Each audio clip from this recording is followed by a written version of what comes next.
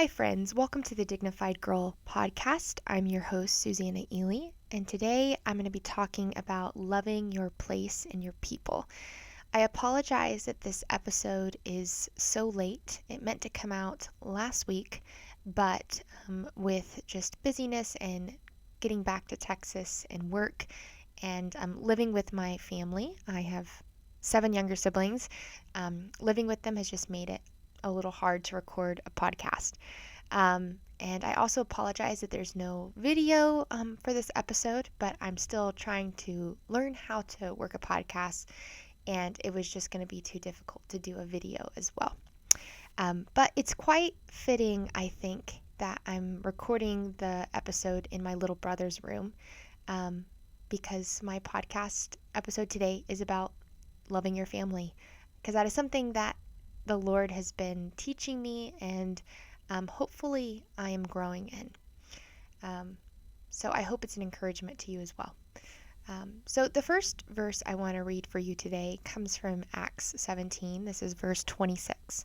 And it says, "And he has made from one blood every nation of men to dwell on all the face of the earth, and has determined their pre-appointed times and the boundaries of their dwelling." This is a very comforting verse to me because it reminds me that God sovereignly chose the time and history in which I would live and put me in the place, in the country, in the city, in where I was born. And so all of those details of my life are under His providence, and therefore I should be grateful for the boundaries and the pre-appointed times as this verse says. Another verse I want to read for you is from Mark 12, and this is verses 30 through 31, that says, "And you shall love the Lord your God with all your heart, with all your soul, and with all your mind, and with all your strength. This is the first commandment, and the second like it is this: you shall love your neighbor as yourself. There is no other commandment greater than these." I was reminded when reading this verse recently that not only are we commanded to love our neighbors, but for most of us, those neighbors are our siblings and our family members. For myself, I have no closer literal neighbor than my sister, who I share a room with for the summer, and for my brothers that are across the hall from me. And I think it's very easy to talk about loving your neighbor in the large scale terms, which it does have implications for that as well. But for many of us, our closest neighbor is our family, and yet often they are the most difficult to love, are they not? So I was reminded through both of these verses, through the verse in Acts 17, is that God has put me in the time and the place that I live. And so I don't have to compare or wish I lived in a different time or in a different family. And then second of all, through that verse in Mark, that I'm commanded to love my family. I'm commanded to love my neighbor, and my family is very much my neighbor. And you know, there's a G.K. Chesterton quote that says, "They didn't love Rome because it was great. Rome was great because they loved it." And I love this quote in terms of like patriotism, and I think a country will become greater when we love it, when we invest into it, when we put time into it and our energy into that country. It'll become a great country. However, I think there's also implications at the more local level as well, including your family and your actual like local location. Is if you love the place that God has put you in, and you love the people that God has put you with, then you will notice that those things will become greater. And I think it goes along with the principle of the talents, right? It's like if you invest the talent that you've been given, if you invest in the place that God has given you, maybe that is a town in Texas, or the place is, maybe your place of service is a small church in the South, or maybe that place is working in DC. The Lord knows what that place is, and if you stop comparing and grumbling and complaining about that place or the people that God has put in your life, which is is first and foremost your family, the most immediate people to you, then you will notice that those relationships and those places will become better and more beautiful places. Um, and I think the reason I'm passionate about this topic is because I have seen many friends of mine, just other young people that grew up in maybe the conservative homeschool Christian circles, that have, sadly, they have a lot of disdain for their background, for their family, for the place that they grew up, instead of recognizing the good things that were there. Of course, no place is perfect, no tradition is perfect, no family is perfect. However, honoring your father and your mother is the first commandment with a promise, and it says that it may go well with you and you may live long on the earth.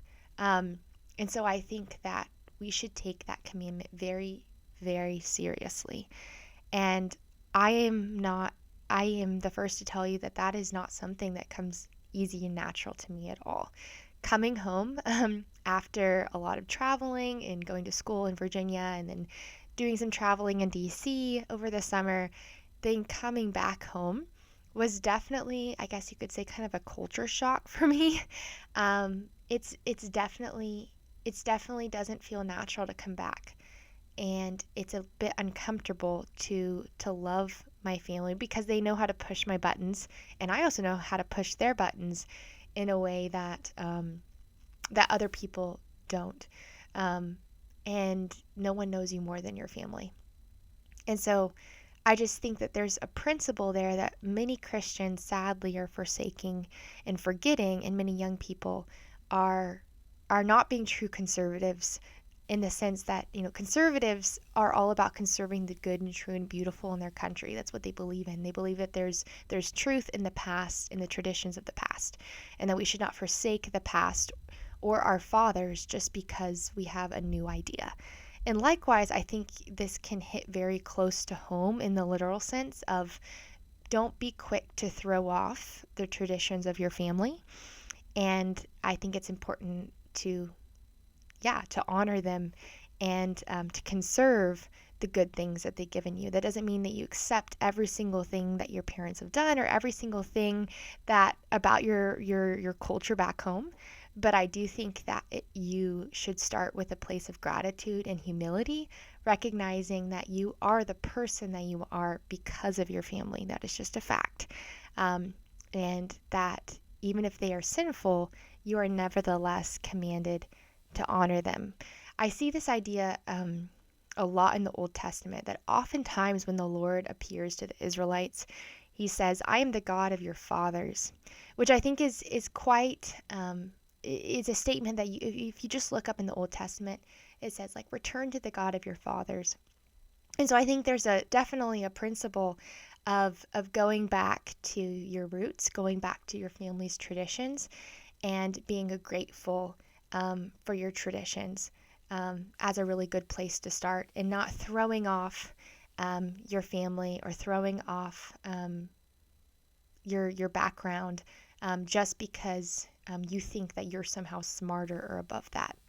So I want to give you just a couple of ideas of maybe ways that you can practically love your place and your people, because it's very easy to say, oh, just love your place and love your people, but what does that actually look like practically? And I would love to hear any ideas that you guys have. So feel free to shoot me a DM or comment on the video as well if you have any ideas. But one of the first ways I would say is just like honor your parents away from home. And I think that that's going to look differently depending on your stage of life, how old you are and where you live and what your parents are like. But one of the ways that I kind of do this is just like honor their wishes, and be mindful of how they would feel about certain decisions. That doesn't mean that, like, my parents are not helicopter parents in any like sense of the term, but yet I do try the best that I can to communicate with them and let them know about like what's going on in my life and who I'm meeting, and there's kind of that protection that I have, just keeping those communication lines open. And so I think first off, like communicating with your parents well, and also just being mindful of how they would feel about certain decisions, and asking them for advice. Um, Sometimes your parents might be like, you know what, I don't care what you do in that situation. I know my dad is very much like that. He's very much sometimes tells me, you make this decision, Susanna. You're a big girl. Um, but sometimes I still think it's important to call your parents up, even as adults, as young adults, to call them and ask them for advice and for wisdom, because although they are imperfect, they are much older and they have a lot more experience that you don't have. Um, and I think sometimes my parents, or I should say my friends, sometimes I'm sure, get a little annoyed sometimes when I tell them that my dad says this all the time. And I don't invoke my dad because I think my dad is perfect, but I talk about him often and the things that he says because I have been shaped by him, and um, I appreciate his wisdom. So don't be afraid to talk about your family with your friends. I think that sometimes that's considered a bit, what's the word? A bit embarrassing, maybe, to talk about your family, but it shouldn't be. You should feel comfortable to talk about your siblings and be proud of your siblings and your family. Talk about your family on your social media. Talk about your parents with your friends, because your family really is the closest thing to you, and be grateful for your family. So honor them away from home, no matter your stage in life. A second thing I think is give grace to your parents, and the same goes for your siblings. Give grace for your siblings as well. But remember that your parents have eternal souls, and the Lord loves them too, and your parents have emotions and dreams. And so yeah, give them grace, and give up the right to yourself. I know that's something that Elizabeth Elliot would often say. She's a big hero of mine, and I find that very helpful. Is maybe when an argument or a disagreement comes up with your parents about something, and maybe you feel misunderstood. Um, that's something that I often struggle with. Is I feel like I cannot communicate well how I'm feeling. But remember that sometimes your parents feel the same way. And just like you want your parents to give you grace, you likewise should give that same grace to them. And yeah, give up the right to be understood and to prove yourself right. You don't have to prove that you're right. You don't have to prove an argument or justify yourself. Remember that ultimately the Lord is is your ultimate counselor, and the Lord understands your heart. And so maybe there's an argument that's coming up and you want to prove that you know this. And it might even be something really trivial, like a political debate. I mean, sometimes that's how it is with my family, is I want to prove my political hot take on this issue, and the rest of my family maybe doesn't see eye to eye, or they don't understand where I'm coming from. And the comforting thing is I don't have to prove to them that I'm right, and I can have a close relationship with my family without having to win every argument, and I can still choose to respect them and to often be quiet. I've discovered this the hard way, that often just being quiet and listening and asking more questions will get you a lot farther. Will get you a lot farther in, it will take you a very long way in creating close relationships with your family than ever trying to win an argument. Um, so the last kind of point I want to make in kind of regards to loving your people, but I think also loving your place. I think that there's a lot of practical ways to do this. And first off, it's just saying, Lord, thank you for the place that you've given me, whether that's an apartment or a house, and telling the Lord, thank you, but also investing time into that place. I think, and choosing to love it, even though it might be messy and it's going to be imperfect. I know that I experience that sometimes when I come back home, or also even when I go to school, but being home with my family with a lot of kids, you can imagine that things are a bit loud. They're a bit hectic. It's hard to get school done. It's hard to get work done. But this is the place that God has given me, and it's a beautiful place, and it's a place of life and love and so much grace and the Holy Spirit. And so for me to walk into my home and gripe because it's not as aesthetic as I would like is ingratitude on my part. So instead of griping, and I should be doing this more, but pour into that place that I've been given and cook things there and clean things. I really should grow in this area, but I think that to disdain your place because there's a Pinterest board that looks more beautiful is can become sin.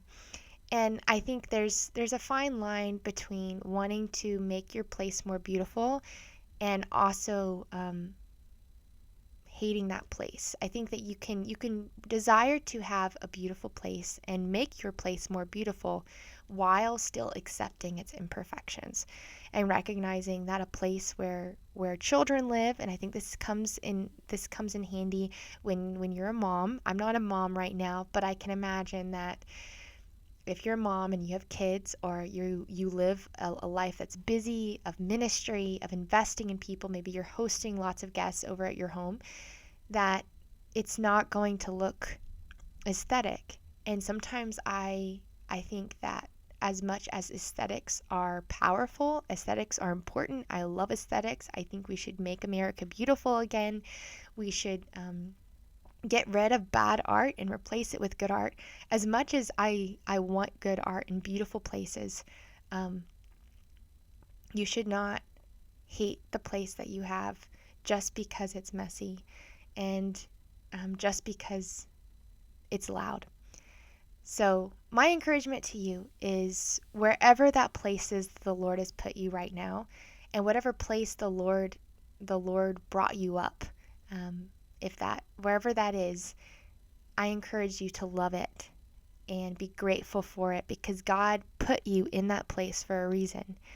And likewise, love your family, and you may notice that it will become a greater family, and that the relationships will get better, and you will be more happy, and there will be more peace and more joy as you start loving your people. And I think that Chesterton's quote becomes very practical when it hits home. And so love your family, love the place, love the people that God has given you, and watch and see it become great.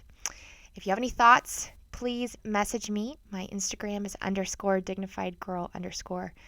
Also, please subscribe if you haven't yet. DM me if you have any ideas for future podcast episodes.